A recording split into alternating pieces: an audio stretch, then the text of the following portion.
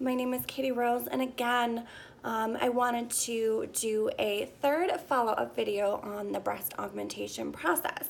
I've been getting so many more questions and comments and emails just asking to kind of go over it a little bit in further detail, and then also kind of share my story because I feel like when everybody told me how much it helped them, and I just kind of wanted to do that. So I am going to be looking down a few times because I did write some stuff down, but this is my journey, this is my process, and these are all the things that were going on in my head, and I had to process all of this because I had a lot going on. So there's a few different things. One, just because you know someone that went to a plastic surgeon does not mean you should go there, okay? The second thing, just because you heard something about a plastic surgeon doesn't mean you should go there either. There's no best way for breast augmentation. There is no right implant, and certainly if they are a dentist or something else, don't go to them. Figure out what they specialize in. Certainly if a doctor specializes in small boobs, big boobs, XL boobs, find out what they specialize in. Because if you want a certain look and that doctor is conservative, you're not going to be happy. Second thing is that everybody needs drains. That is not true. I've had 2 breast augmentations and I did not need drains. And every surgeon can do this. No, not all surgeons are board certified. Not all surgeons are able to do plastic surgery. They're not all made equal. So, breast augmentations are still the #1 procedure that is done today. And there is a site that I want to pull up, and I'm sorry, I am pulling up. It is called realself.com. Here we go. This website right here, Real Self, is the best informational website there is out there on any cosmetic procedure. These are doctors, these are people, these are you and me who have had these procedures and who shared about it online. And honestly, these are the best reviews.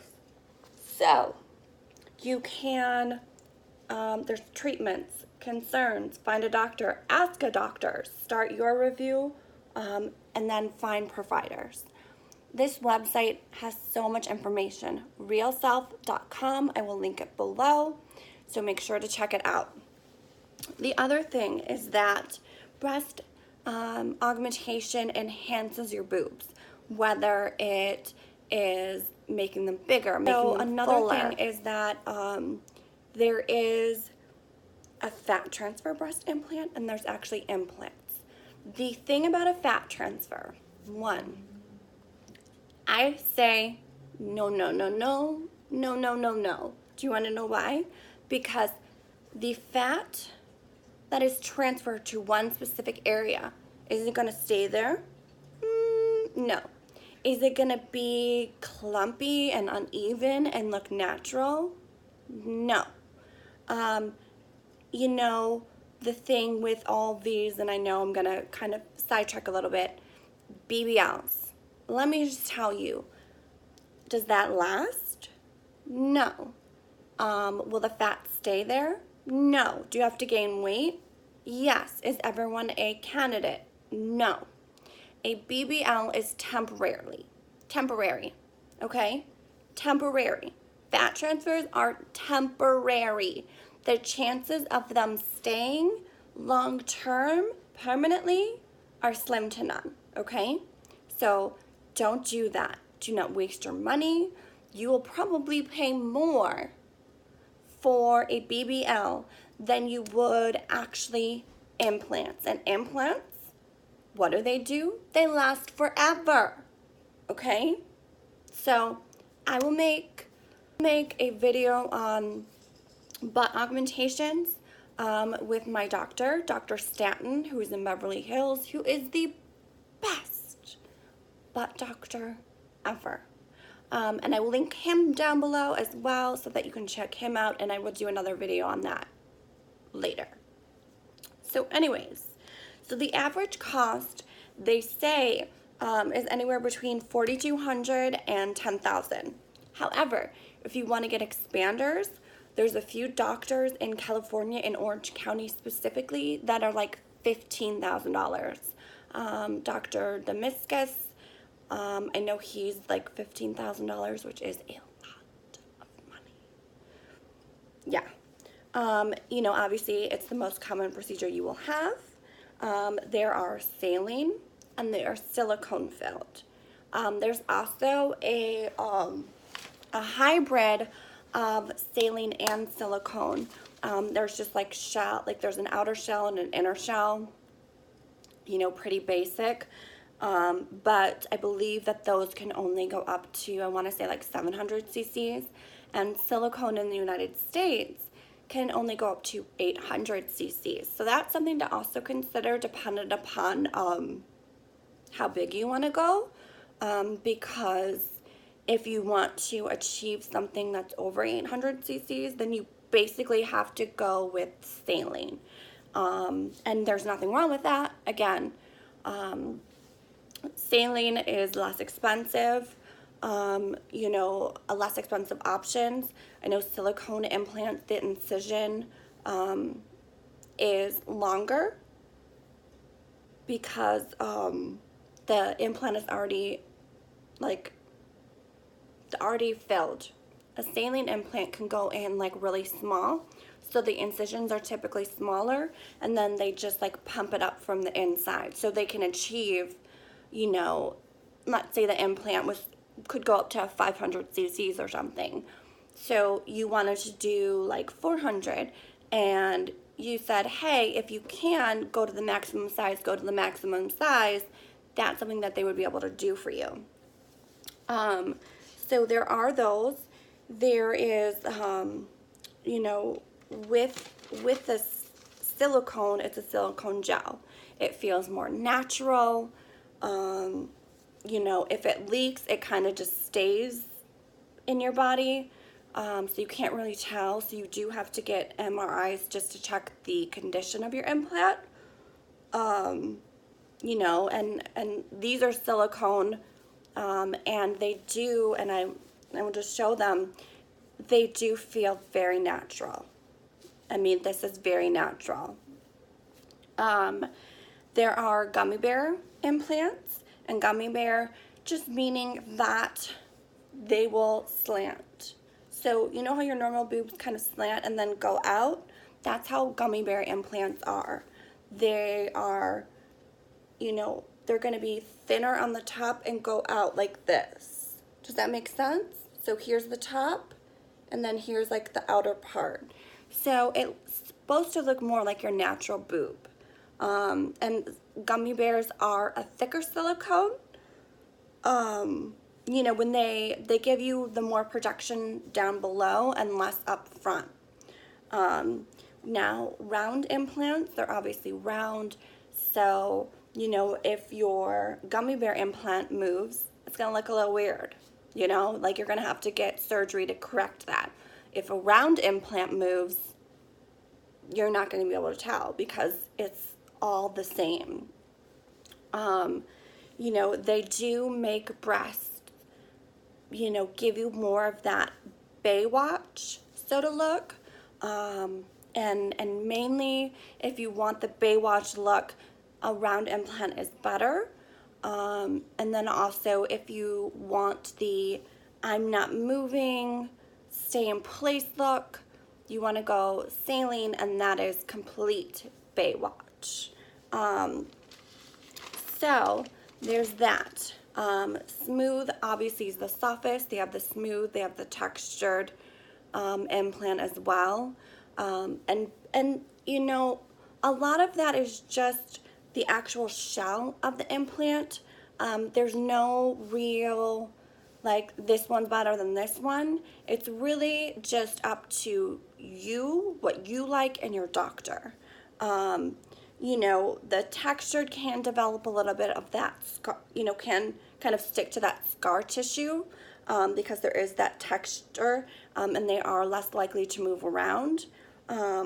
Saline implants, you can get that rippling effect, and if you look at like the side of the boob, you can sometimes see like the implant shell outline, and that is what they mean by rippling. And sometimes you can get it on the inside, like right here where the shell implant is. That's what they call the rippling effect, and it's just typically on the outer part where you can see the actual shell of the implant. And that is what they mean by rippling. So it's not something other than that. It's just where you can see the shell of the outline of the implant. And typically, if you have less skin, you can see the shell. And typically, if you go saline, you can see the shell. Now, saline implants, they do say that gravity does play a role. Basically meaning that they are heavier. And so you really want to support them. So just because you have breast implants does not mean you cannot wear a bra. Now, you still are working with gravity. You know, your body ages and you're still working with that. However, it is going to be significantly less than if you have natural boobs. You know, still recommend wearing a bra, building up that scar tissue so your boobs don't really move. You know, right now, obviously, yes, they move, but if you were to, you know, like push it down or whatever, it's not gonna like sink to my belly button or something. Like, that's not gonna happen. But I'm also really good about wearing a bra every day, wearing a sports bra when I go to sleep. And this is just to have that stability and have that support so that they don't move. You know, and this is something that's super important, especially the bigger you go. It is really important to wear a bra. I don't know where this whole myth came of you don't need to wear a bra at all, but let's face it, you do. Especially dependent upon what kind of implants you get. Did you get an internal bra? Did you get something to, you know, hold them up, or did you just have naturally like lower boobs and then you're putting implants and they're going to kind of go lower?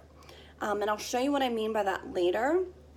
There are a few people that I know if you just Googled, you would be able to see, and I'll link that down below as well, so you can kind of get an idea of what I'm talking about. So with the saline, you have to be 18 years or older. With silicone, you have to be 22 years or older. You know, obviously, there are pros and cons to both of them, but I pretty much stated most of them. You know, saline, a little heavier, you know, has that more fake look. Silicone, larger incision, and they do feel more natural because obviously I feel them. Like, I think that this is weird, but I'm going to share it with you. I sometimes hold them and I play with them, and it's just so calming. Just, I don't know, something about it. It's just so calming. Like, just squishing them. It's like, okay, this is my stress ball. I know, I'm a weird one. Anyways, so another thing that I'm going to share with you. When you have your surgery, most people, and I would say probably 8 out of 10, wish they would have gone bigger. Don't be one of those people. I'm telling you this, go as big as you possibly can. Otherwise, you're not going to be happy because you really will develop that, oh, I would look so much better if I just went a size up or a size up. Boob greed, rather, is real. Now, granted, not everybody is going to experience that, but I never thought that I would be one of those people that would experience the boob greed. You know, I was completely flat-chested. I had no boobs. they went bye-bye. Then I went to 450 cc's, ultra high profile. So then imagine like half of this. And I can try to insert a picture down below as well, or like link to a picture of when I had 450 cc's.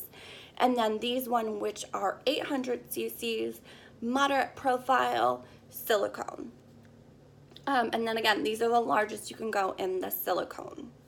You know, obviously you need to make sure that you're going to a board certified surgeon. You need to make sure that you go on at least 3 consults with doctors. Don't just go on a doctor because a friend of a friend of a friend went there. Or don't just go to a doctor because your friend's boobs look good. You need to do the research for you. Everybody's boobs are completely different. Everybody is unique in their own way, and you need to do what feels right for you. And then also, obviously, research. You know, there's a few questions that you can even ask. How many years of plastic surgery experience do you have? What hospital privileges do you have? How do you handle complications? What do you do if I'm not completely satisfied with the outcome of my boobs? You know, what are the risks involved? How many procedures have you performed of just breast augmentations? How many XL breast augmentations have you performed? See pictures. What is the recovery like? What is the procedure like? How many procedures do you complete in one day? You know, what should I expect?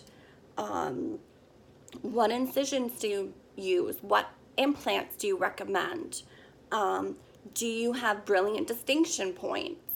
Because if you have brilliant distinction points, you can get points towards other cosmetic procedures. And brilliant distinctions are pretty great. I'm gonna tell you that. So you need to look into that. Because if your doctor has the brilliant distinctions, then they can register your implants and get you, you know, procedures for other things like fillers, Botox, or other cosmetic procedures. You know, there's a few different things. With each implant, there is a warranty. With the saline and the silicone, they are different. I know with the silicone, if you have capsular contraction, 100% covered. The implants are covered by the company that you have them warranted through.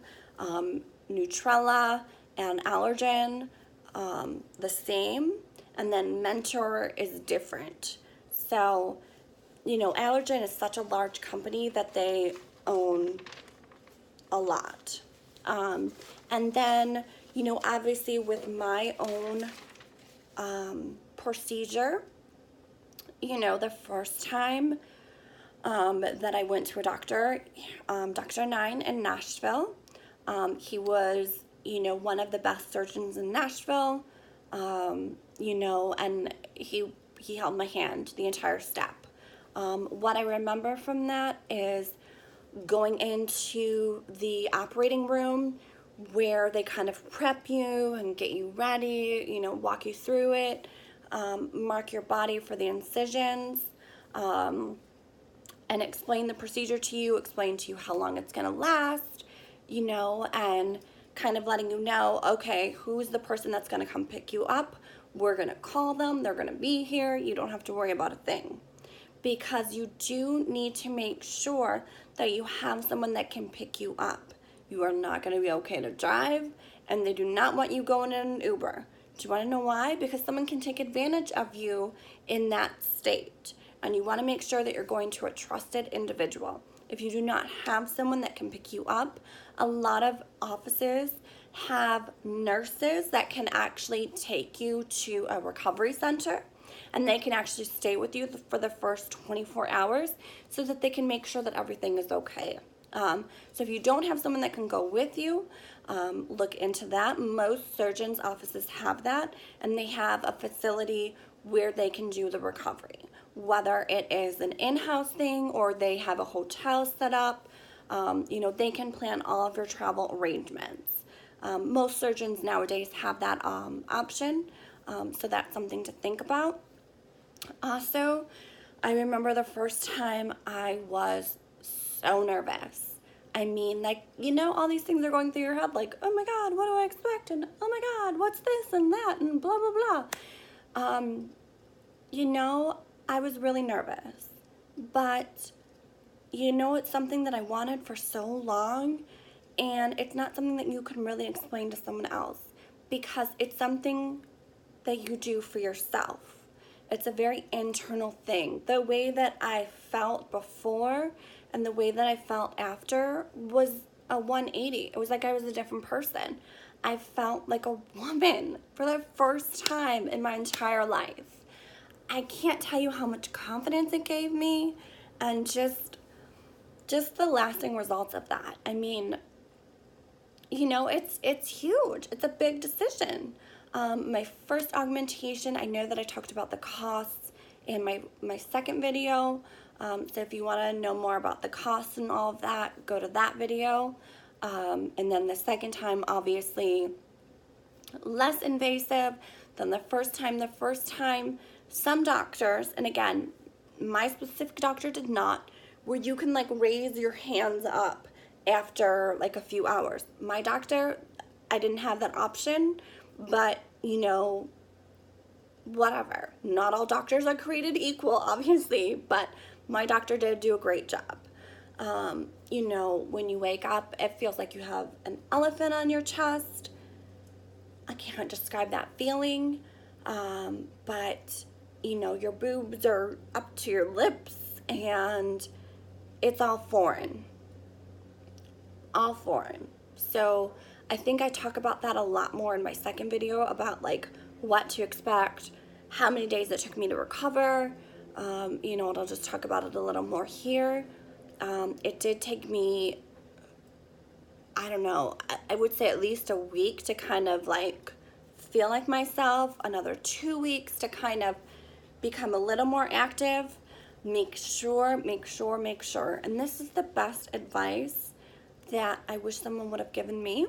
Make sure you do all of your grocery shopping before. And I'm talking at least for a couple of weeks. Make sure that you do all of your laundry because when you get this done, you're going to want to do some Netflix and chill. Hands down. The second time, holy crap, Ola. I could have gone back to work on, like I had it done on a Thursday. I could have gone back to work on Monday and been fine. Granted, you're still going to kind of feel tight. The pain is going to be a little bit, but nothing major, and obviously like lifting you're not really going to be able to do, but it is seriously a 180 in the recovery time from the first time. The first time I had the augmentation, obviously, I don't think I actually talked about this, how it felt like there was like bubbles, how it felt like there was like water, like in the implant. That feeling is totally normal because your body's like adjusting because you might still have fluids on the inside. It's all an adjustment and it eventually will go away. The second time I didn't really have that. I still had the, oh my God, they're up to my lips. And, I still felt out of it. I definitely had to have someone pick me up. But I probably used the pain medication for the first 2 days. Sorry, I don't know why I'm so yawning. Anyways, I am just going to show them again because I know that I did that on my first video. So here they are in all of their glory. There's the side projection, obviously, minor or moderate profile. And then this is the front. Personally, I liked the part where they were close together. And obviously I went for round implants, as you can see. I like this look. This look was for me. It is not for everyone. So, just because I have this look doesn't mean it's the right look for you. My philosophy on the whole augmentation was, if I'm going to get this done, I want you to be able to tell that I got it done. And I think you can tell that I got it done now. I am so happy with the results. I'm so happy with the doctor that I went to. You know, if I could go bigger in the future, I probably would. Obviously, I need to make sure it's the right decision for me, you know, and making sure that everything kind of lines up. But this is a 32 triple D bra, and it fits. I mean, for the most part. But I like it. I mean, like this. Like, it's just, you have the natural boob profile. And then obviously from the side, you know, you have that boob profile. It's not like all the way out here, but it works for me and my body type. Again, moderate profile, 800 cc's, silicone. Do you see how soft this is? Like, do you see that?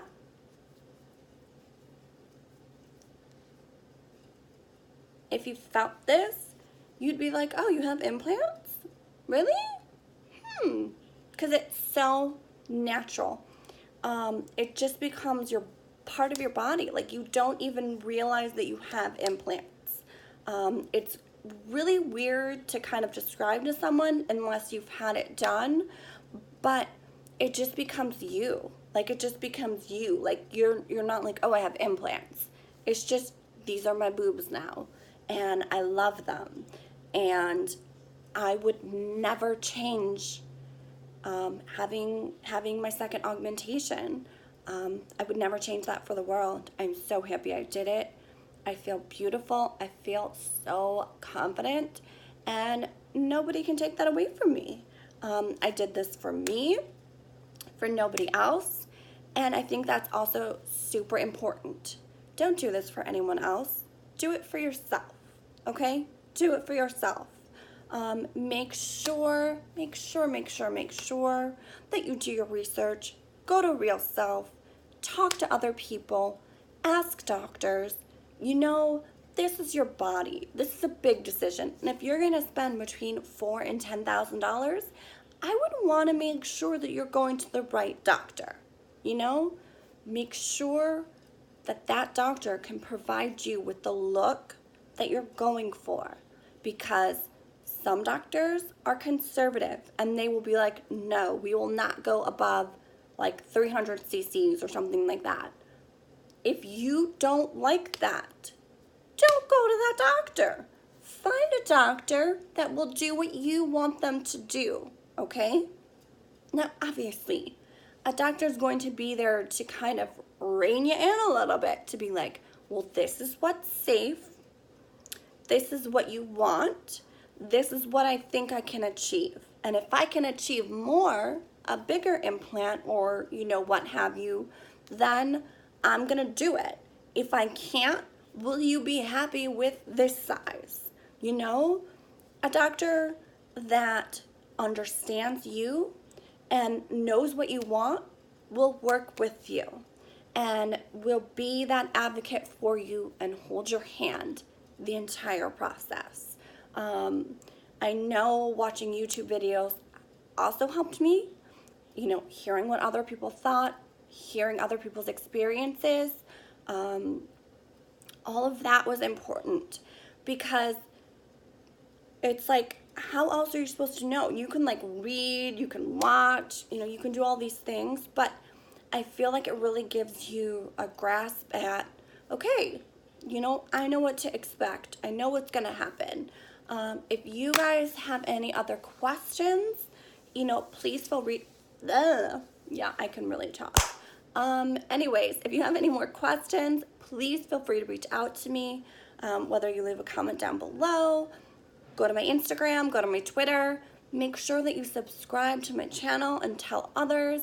And, you know, it's like, be happy and be confident and be 110% aware of the decision that you make, and make sure that it's the best decision for you.